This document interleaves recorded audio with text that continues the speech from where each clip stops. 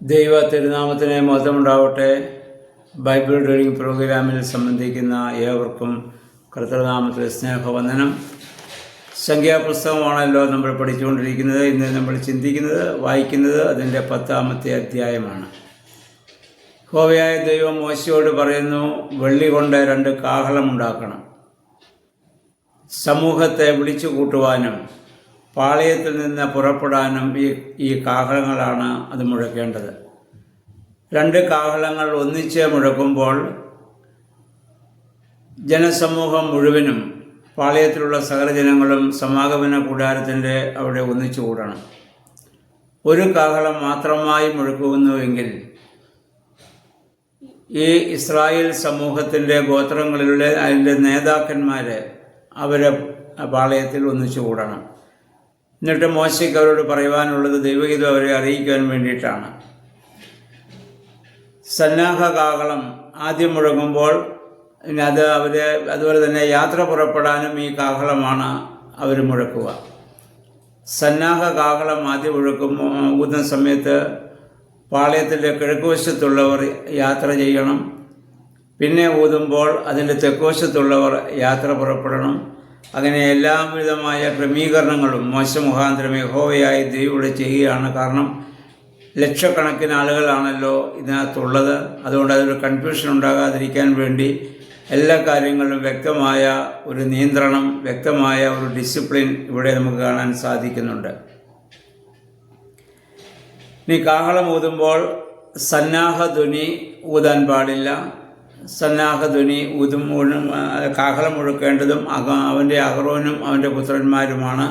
ആ പൗരോഹിത്യത്തിലുള്ളവർക്കാണ് അതിനുള്ള അധികാരം അവിടെ കൊടുത്തിരിക്കുന്നത്. എന്നിട്ട് പറയുന്നു, ഇത് തലമുറ തലമുറയായി നിങ്ങൾക്ക് നിത്യ നിയമമായിരിക്കണം. എപ്പോഴൊക്കെയാണ് ഈ കാഹളം ഊതേണ്ടി വരുന്നത്? ശത്രുവിനെതിരെ യുദ്ധത്തിന് പുറപ്പെടുമ്പോഴും, അഥവാ ശത്രുക്കളിൽ നിന്ന് അവർ വിജയിക്കുമ്പോൾ, അതിൽ നിന്ന് അവരെ രക്ഷ പ്രാപിക്കുമ്പോൾ, സന്തോഷത്തിൻ്റെ അനുഭവങ്ങളിൽ, ഉത്സവത്തിൻ്റേതായ ദിനങ്ങളിൽ, മാസത്തിൻ്റെ ആരംഭത്തിൽ ദഹനബലിയും അതുപോലെ സമാധാന ബലിയും ഒക്കെ അർപ്പിക്കുമ്പോഴും ഈ കാഹളം ഊതണം. അപ്പോൾ ദൈവം നിങ്ങളെ ഓർക്കും. ദൈവത്തിന് ഓർക്കുവാൻ പ്രത്യേക കാഹളമൊന്നും ആവശ്യമില്ല. പക്ഷെ മനുഷ്യൻ ദൈവത്തെ ഓർക്കുന്നതിന് വേണ്ടിയിട്ടാണ് കാഹളം ഊതുമ്പോൾ എല്ലാവരും ഏകാഗ്രമായി ദിവസങ്ങളിൽ പ്രാർത്ഥിക്കുമ്പോൾ ദൈവം ഇപ്പോൾ ഞങ്ങളെ ഓർക്കുന്നുവെന്ന് മനുഷ്യന് മനസ്സിലാകുന്നതിന് വേണ്ടിയിട്ടാണ് ഇപ്രകാരം ഒരു ക്രമീകരണം അവിടെ ആവശ്യപ്പെടുന്നത്. പുതിയ നിയമത്തിൽ ഇതിന് പകരമാണ് നമ്മുടെ പള്ളികളിൽ പള്ളിമണി ഉള്ളത്.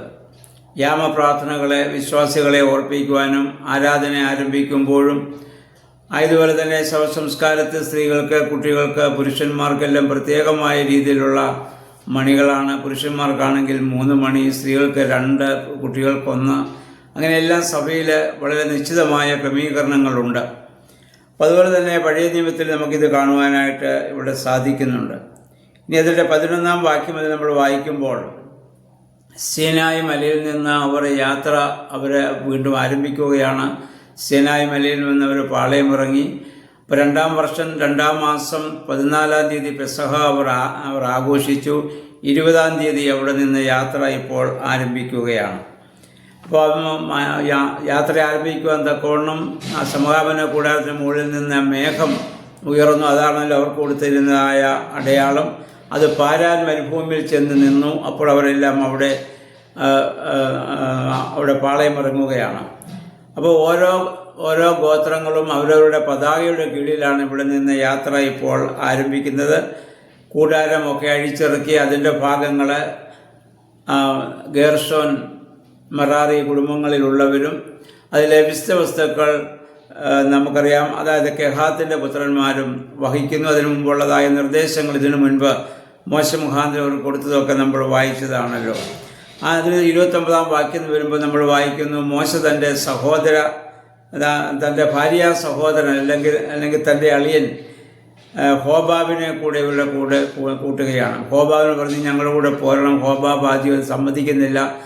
കാരണം ഹോബാബിനെ കൂട്ടാൻ കാരണം ഇവിടെ പറയുന്നുണ്ട്, മരുഭൂമിയിൽ എങ്ങനെയാണ് കൂടാരമടിക്കേണ്ടതെന്ന് അവന് നല്ലപോലെ അറിയാം.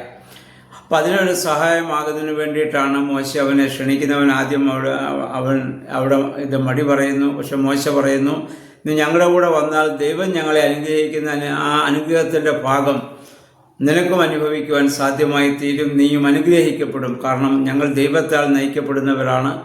ഞങ്ങളുടെ കൂടെ നീ കൂടുന്നതാണ് ഇത് നിനക്ക് എപ്പോഴും നിനക്ക് നല്ലത് എന്ന് പറഞ്ഞ് അവനെ കൂടെ അല്ലെങ്കിൽ ഈ ഹോബാബിനെ കൂടെ കൂട്ടിക്കൊണ്ടു പോകുന്ന കാര്യം നമ്മൾ ഇവിടെ കാണുന്നുണ്ട്. അപ്പം അതുപോലെ തന്നെ നമുക്കറിയാം, വാഗ്ദാന പേടകം അവർക്ക് മുൻപായി അത് യാത്ര ചെയ്യുകയാണ്. അത് യഹോവയായ ദൈവത്തെയാണല്ലോ അത് സൂചിപ്പിക്കും. ദൈവം മുന്നമേ നടന്ന് അവരെ നയിക്കുന്നത് പോലെ അവർ മുന്നോട്ട് പോവുകയാണ്. അപ്പോൾ നമ്മൾ വായിക്കുന്നു, പകൽ സമയം മേഘസ്തംഭം അവർക്ക് മുകളിലുണ്ടായിരുന്നു, രാത്രി അവർക്ക് വെളിച്ചം ലഭിക്കുവാൻ തക്കവണ്ണം ആ പാളയം ഇറങ്ങുന്നിടത്ത് ആ അഗ്നിസ്തംഭം അവർക്കുണ്ട്.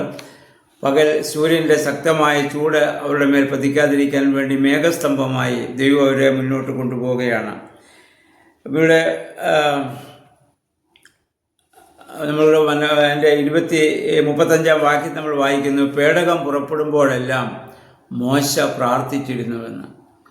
മോശയുടെ ഒരു വലിയ പ്രാർത്ഥനയുടെ ശക്തിയാണ് അദ്ദേഹത്തിൻ്റെ ശക്തിയും ഇസ്രായേൽ ജനത്തിൻ്റെതായ എല്ലാ അനുഗ്രഹങ്ങൾക്കും കാരണം. മുന്നമേ ബരാബരൻ്റെ ഹിതം പറഞ്ഞ് പുരോഭാഗത്തിന് നേതൃത്വം കൊടുക്കുന്നവനാണ് ഒരു പുരോഹിതൻ. ദൈവത്തിൻ്റെ മഹാപുരോഹിതനായ മോശ ആ ജനത്തെ നയിക്കുമ്പോൾ, ആ യഹോവയുടെ പേടകം അവിടെ നിന്ന് യാത്ര പുറപ്പെടുമ്പോഴൊക്കെയും അദ്ദേഹം പ്രത്യേകമായി പ്രാർത്ഥിച്ചിരുന്നു. ആ പ്രാർത്ഥന ദൈവത്തിലുള്ള ഇസ്രായേൽ ഗോത്രത്തെ മുഴുവൻ ദൈവസ്ഥലത്തിൽ സമർപ്പിക്കുന്നതായ പ്രാർത്ഥനയാണ്. ആ പ്രാർത്ഥന, ആ ദൈവ മനുഷ്യ ബന്ധം വളരെ ശക്തമായ രീതിയിൽ മോശ മുഖാന്തരം അവിടെ കാത്തു സൂക്ഷിക്കപ്പെടുന്നതായി നമ്മൾ കാണുന്നു. നമ്മളും സ്വർഗീയ കനാനെ ലക്ഷ്യമാക്കി യാത്ര ചെയ്യുന്നവരാണല്ലോ പുതിയ നിയമ വിശ്വാസികളായ നമ്മൾ. അതിലും യഹോവയുടെ നമ്മുടെ കർത്താവായ യേശുക്രിസ്തുവിൻ്റെ സാന്നിധ്യം വിശുദ്ധ ബൈബിളിലൂടെ, ആരാധനകളിലൂടെ, പ്രാർത്ഥനകളിലൂടെ ഒക്കെ നമ്മൾ അനുഭവിച്ചുകൊണ്ടാണ് നമ്മൾ ഇവിടെ നിന്ന് യാത്ര പോവുക. ഇവിടെയും പകൽ മേഘസ്തംഭമായി, രാത്രി അഗ്നിസ്തംഭമായും പരിശുദ്ധാത്മാവ് നമ്മോടുകൂടി നമ്മളെ വഴി നടത്തുന്നു. അപ്രകാരം പ്രാർത്ഥനാപൂർവമായ ഒരു ക്രൈസ്തവ ജീവിതം നയിക്കുവാൻ ദൈവമേ സഹായിക്കണമെന്ന് പ്രാർത്ഥിക്കാം. എല്ലാവരെയും സർവശക്തനായ ദൈവം അനുഗ്രഹിക്കുമാറാകട്ടെ.